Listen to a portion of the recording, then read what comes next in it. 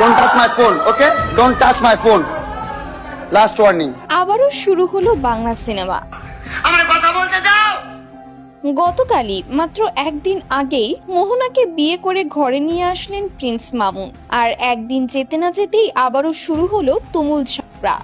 এই তুমি ভদ্র মেয়ে, দিস আবার তুমি এগেইন আমার ফোনটা আসা দিস। রীতিমতো গায়ে হাত তুলেছে মামুন, মোহনাকে বেধড়ক পিটিয়েছে। আর মারার কারণ হলো একটাই, একদিন আগে যখন মোহনা প্রিন্স মামুনের কাছে এসে ক্ষমা চেয়েছিল, তখন মামুন বিশ্বাস করে তাকে ক্ষমা করে দিয়েছিল। আর ক্ষমা করার একটাই কারণ, সেটা হলো মামুন তাকে খুব ভালোবাসতো। কিন্তু মামুন যখন জানতে পারে লায়লা এসব প্ল্যান করে মামুনের কাছে মোহনাকে পাঠিয়েছে, তখন মামুনের আর এসব নাটক সহ্য হলো না।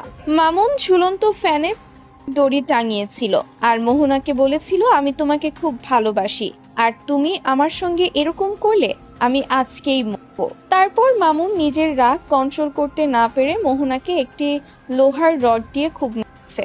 আর মারার পর মোহনা বেশ কান্নাকাটিও শুরু করে দিয়েছিল।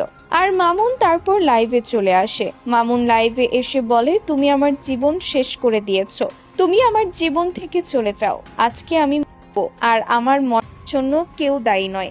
এই তো একদিন আগে বেশ ঘটা করে এক হয়েছিল তারা দুজন।